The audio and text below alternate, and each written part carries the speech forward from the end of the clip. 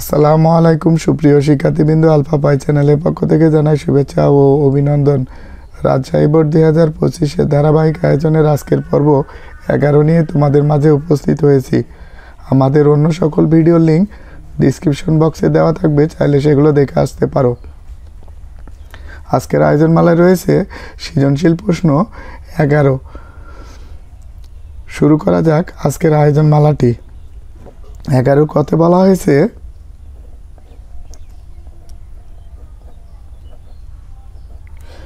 কতে দেখতে পাই 6, 9, 8, 0, 5, 2 সংখ্যাগুলোর গড় কত। তাহলে আমাদের এখানে বলা হয়েছে গড় নির্ণয় করতে। তাহলে আমরা লিখতে পারি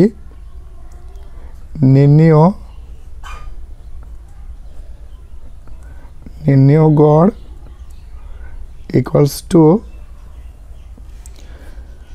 6, 9, 8, 6 যোগ 9 যোগ 8 যোগ 0, 5, 2, 0 যোগ 5 যোগ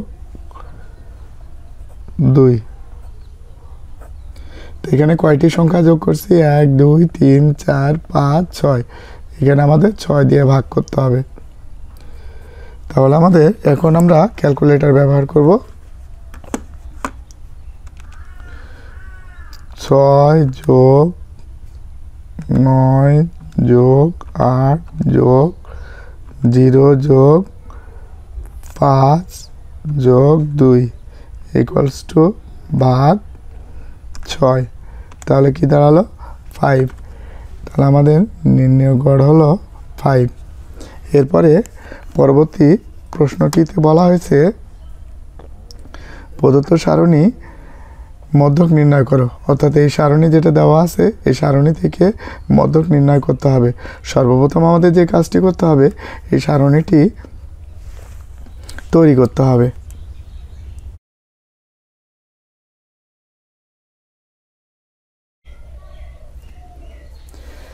তাহলে শিক্ষার্থী বন্ধু, মধ্যক নির্ণয়ের সারণী নিম্নরূপ: শ্রেণীব্যাপ্তি গণসংখ্যা আর ক্রমযোজিত গণসংখ্যা। এখানে শ্রেণীব্যাপ্তি আমরা লিখব 31, 41, যেহেতু 10, 31 আর 41 এই দুটোর মধ্যে পার্থক্য হলো 10, তাহলে শ্রেণী ব্যবধান হলো 10। তাহলে আমরা 10 করে প্রতি ক্ষেত্রে বাড়ে। তার মানে 41, 41-এর সাথে আর 10 যোগ করলে হবে 51, 61, তারপর 71, 81, 91। এরপরে নিচেরটা থেকে যদি আমরা 1 কমাই তাহলে 40, তার নিচেরটা থেকে 1 কমালে 50, তার নিচেরটা থেকে 1 কমালে 60, তার নিচের থেকে 1 কমালে 70, তার নিচের থেকে 80, তার নিচে থেকে যদি 1 কমাই তাহলে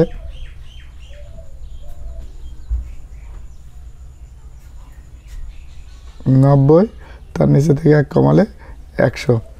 এখানে গণসংখ্যা দেওয়া আছে 4, 6, 8, 9, 8, 12, 9, 8, 12, 9, 7, 4। এরপরে ক্রমযোজিত গণসংখ্যা নির্ণয় করব কিভাবে? 4-এর 4 বরাবর 4 লিখব। এবার আমরা এই আড়াআড়ি 6 আর 4 যোগ করলে কত হবে? 10 আর 8 যোগ করলে 18 আর 12 যোগ করলে 30, তারপর 39, তারপরে এখানে 9 যদি যোগ করা হয় তাহলে 46, আর এখানে 4 যোগ করলে হবে 50। তো আমরা এখানে লিখব মোট গণসংখ্যা n সমান 50। সুতরাং n/2 50/2 ইকুয়ালস টু 25। তাহলে এখানে লিখতে পারি মধ্যক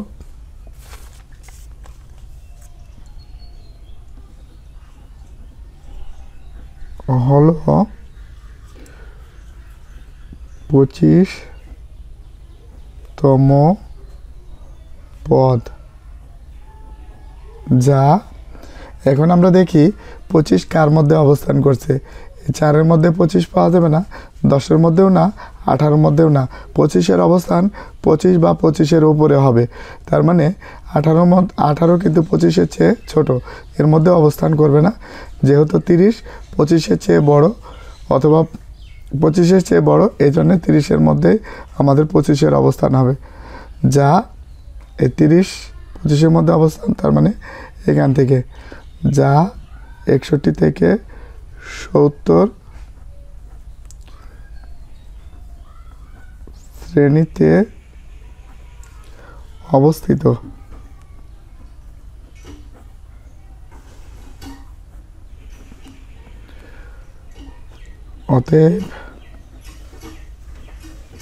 অতএব মধ্যক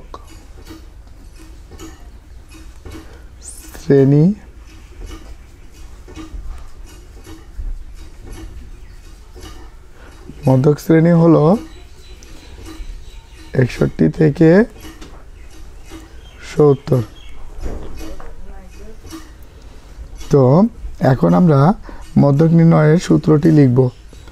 আমরা জানি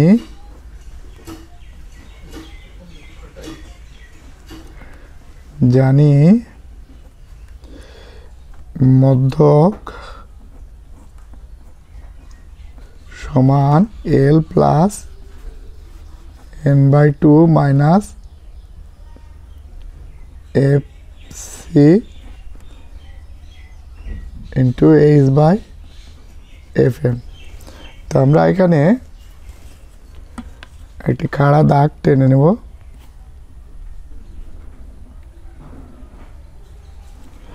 এরপরে এখানে L সমান প্রচুরক শ্রেণী নিম্ন সীমা, অর্থাৎ প্রচুরক শ্রেণী মধ্যক শ্রেণীর নিম্ন সীমা। মধ্যক শ্রেণীর নিম্ন সীমা কত? এটা হলো উচ্চ সীমা, এটা হলো নিম্ন সীমা। তাহলে এখানে হবে 61 n/2 25 FC হলো, আমরা একটু দেখি মধ্যক শ্রেণীর পূর্ববর্তী ক্রমযোজিত গণসংখ্যা। তাহলে এটা হলো FC, আর FM-টা হলো মধ্যক শ্রেণীর গণসংখ্যা FM।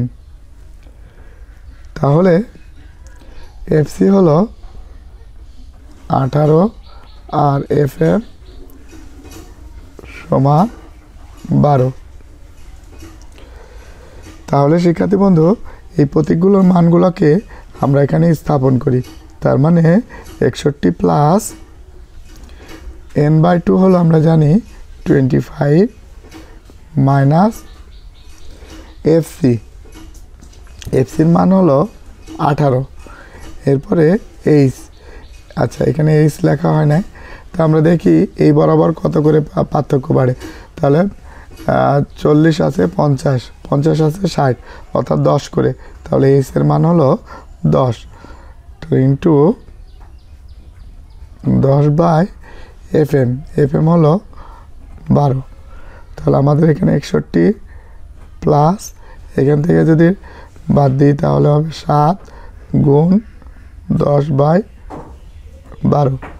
তাহলে 61 প্লাস 7 10 70/12 ইকুয়ালস টু, এখন আমরা ক্যালকুলেটরের সাহায্যে এই 70 আর 12কে ভাগ করে মান বের করব। তাহলে আমাদের এখানে 70/12 ইকুয়ালস টু, আমরা 5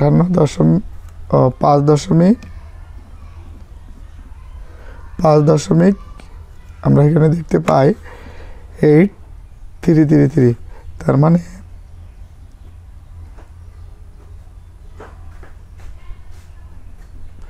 দশমিকের পরে দুইটি অঙ্ক আমরা এখানে নিব।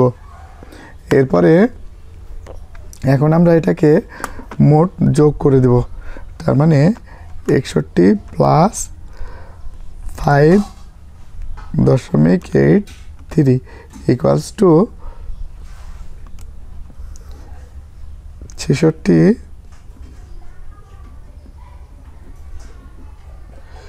তাহলে আমরা লিখতে পারি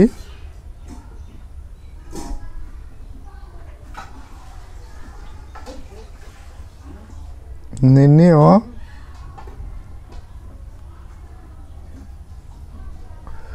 মধ্যক 66.83।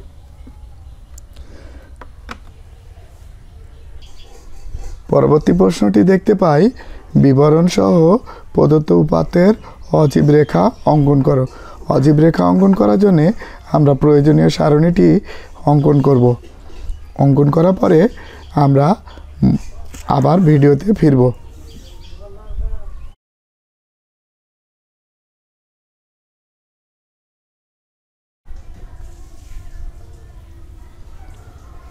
তাহলে শিক্ষার্থী বন্ধু আমরা এখানে শ্রেণী ব্যাপ্তি লিখব। তাহলে শ্রেণী ব্যাপ্তি 31, 41, যেহেতু শ্রেণী ব্যবধান 10 10 10 করে বেড়ে যাবে, তাহলে হবে 51, 61, 71, 81, 91। এরপরে নিচেরটা থেকে 1 কমালে কত হবে? 40। তারপরে 10 10 করে বেড়ে যাবে, 50, 60, 70, 80, 90, 100। তো আমাদের এখানে গণসংখ্যাগুলো লিখতে হবে 4, 6, 8, 12, 9, 7, 12, 9, 7, 4। এরপরে ক্রমযোজিত সংখ্যা আমরা নির্ণয় করব। 4 এর 4, আড়াআড়ি যদি যোগ করি 6 আর 4 কত হবে? 10। তারপর হবে 18, তারপর হবে 30, তারপরে 39, তারপরে 46 ইকুয়ালস টু 50। এরপরে এখন আমরা এখানে ভাষা লিখব।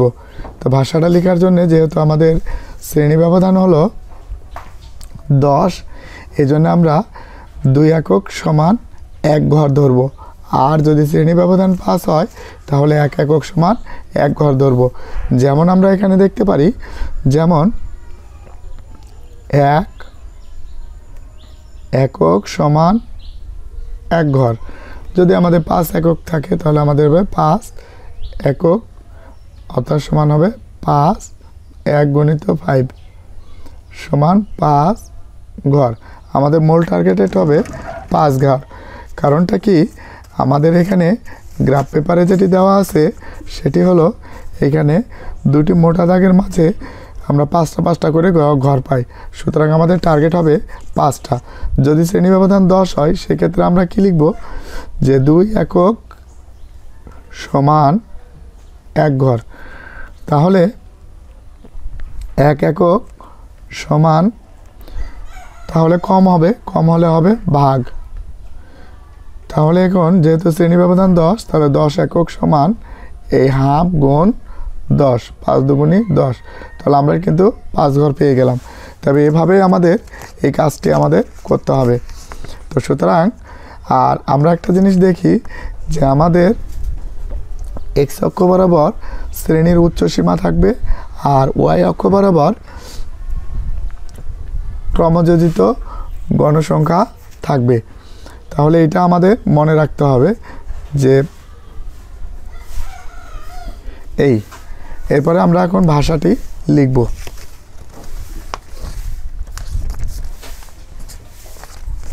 তাহলে আমরা এখানে লিখতে পারি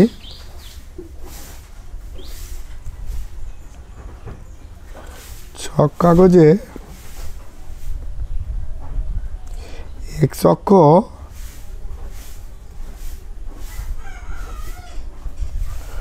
বরাবর শ্রেণীর উচ্চ সীমা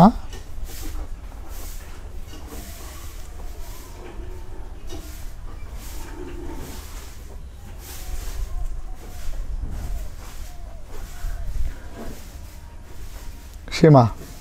আর এখানে আমরা উভয় ক্ষেত্রেই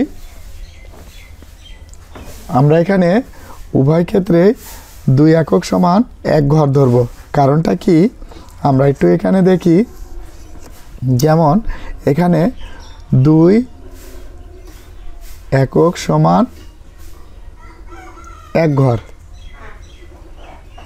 তাহলে 1 একক সমান কম হবে, তাহলে ভাগে যাবে। আর যেহেতু আমাদের এখানে 50 একক আছে, তাহলে এখানে 50 একক, তাহলে কত হবে 1/2 গুণ 50, 25 দুগুণী 50। তাহলে শিক্ষার্থী বন্ধু, এই ক্ষেত্রে আমরা এখানে দেখতে পাচ্ছি যেহেতু আমাদের এখানে 50টি ঘর নেই, 1 2 3 4 5 6 7 8 9, 5 নং 45, তাহলে আমাদের সেক্ষেত্রে আমাদের করতে হবে কি, এগুলোকে আমাদের অর্ধেক তৈরি করতে হবে। এই জন্য আমরা করব কি, উভয় ক্ষেত্রেই 2 একক লিখব। শ্রেণীর উচ্চ সীমা এবং y অক্ষ বরাবর ক্রমযোজিত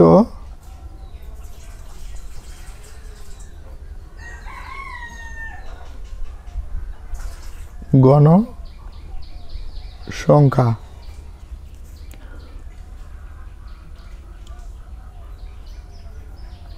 উভয় ক্ষেত্রে 2 একক সমান 1 ঘর ধরিয়া অজীব রেখা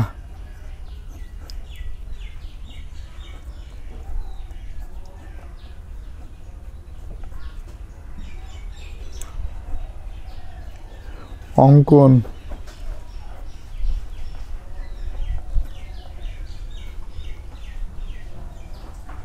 হয়েছে। এখন শিক্ষার্থী বন্ধু, আমরা এখন এই অজীব রেখাটি অঙ্কন করার জন্য গ্রাফের ওপর কাজ করব। তো আমাদের প্রথমে দুটি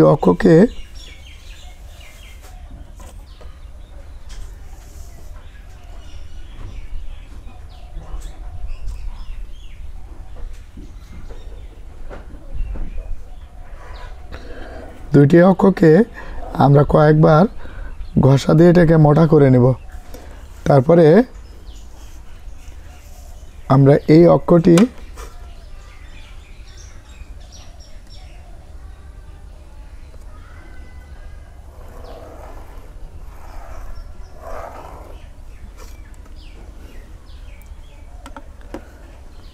এরপরে আমরা এখন এখানে লিখব এক্স অক্ষ, এখানে মূলবিন্দু ও, আর এখানে ওয়াই। এরপরে যেহেতু আমরা এখানে শ্রেণী ব্যবধান 2 একক ধরছি, তাই এই স্থলে 5 না হয়ে 10 হবে। 10 20 30 40 50 60 70। এরপরে আমরা শ্রেণী ব্যবধানের উচ্চসীমা, এই শ্রেণীর, আচ্ছা এখানে আরেকটু জিনিস লিখতে হবে, সেটি হলো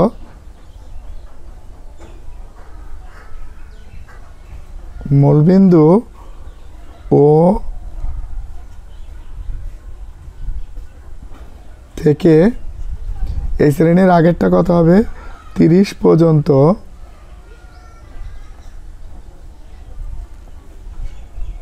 ঘরগুলো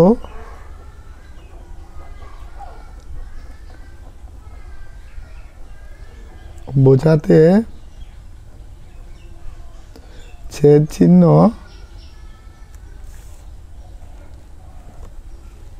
ব্যবহার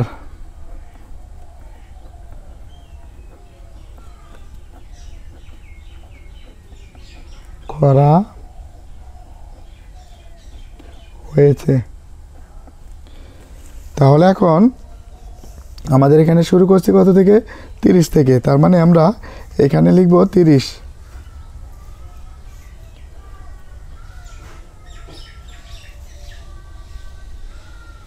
30, তারপরে 40,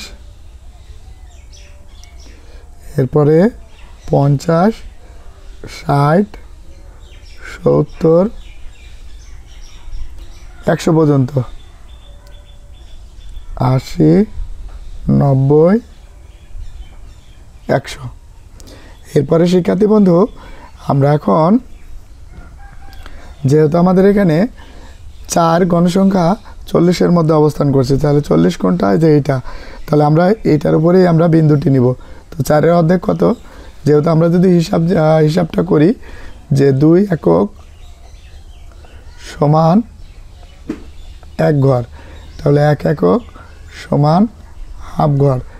সুতরাং আমরা যদি এখানে 4 একক ধরে নিই, 4 একক সমান তাহলে বেশি হবে হাফ গুণ 4, তাহলে কত হলো 2, অর্থাৎ যা আছে সবগুলোর অর্ধেক হবে। সুতরাং আমরা এখানে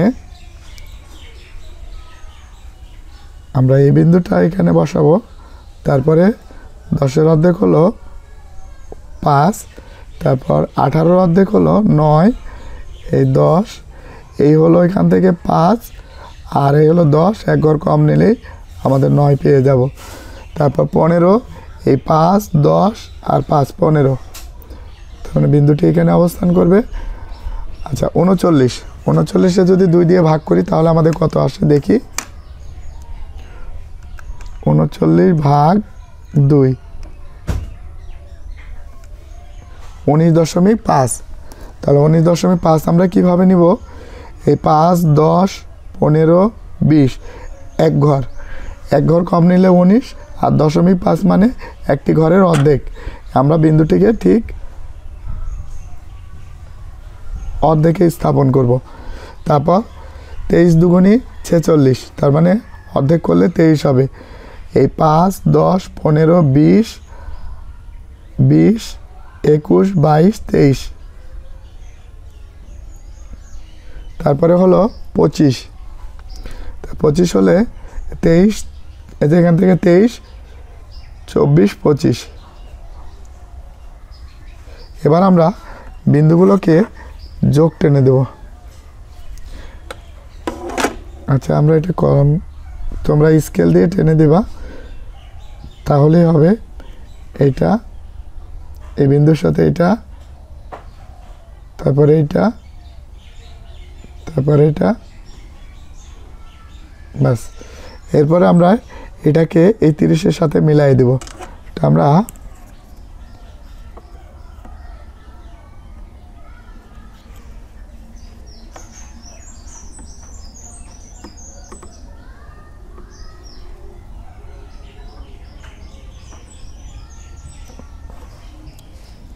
এরপরে শিক্ষার্থী বন্ধু আমাদের এখানে পরবর্তীতে লিখতে হবে, এখানে শ্রেণীর উচ্চসীমা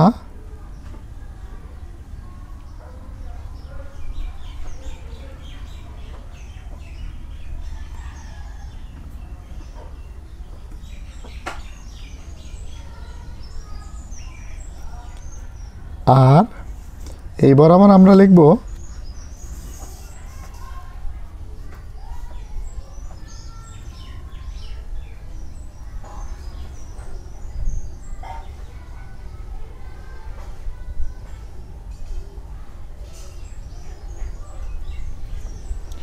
গণসংখ্যা, সরি এখানে ক্রমযোজিত গণসংখ্যা হবে,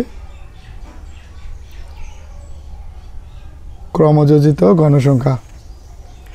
তাহলে শিক্ষার্থী বন্ধু আজকে এই পর্যন্তই। আমাদের ভিডিওটি যদি ভালো লাগে তাহলে বন্ধুদের মাঝে অবশ্যই শেয়ার করে দিবে। আর সকল সময় তোমাদের আমরা সুস্বাস্থ্য কামনা করি। আশা করি তোমরা ভালো থাকবে। আর আগামী পরীক্ষার প্রস্তুতির জন্য আমরা প্রতিনিয়ত ভিডিও আপলোড করি। আমাদের চ্যানেলটি সাবস্ক্রাইব করে বেল বাটন বাজিয়ে দিয়ে পাশে থাকবে। আল্লাহ হাফেজ।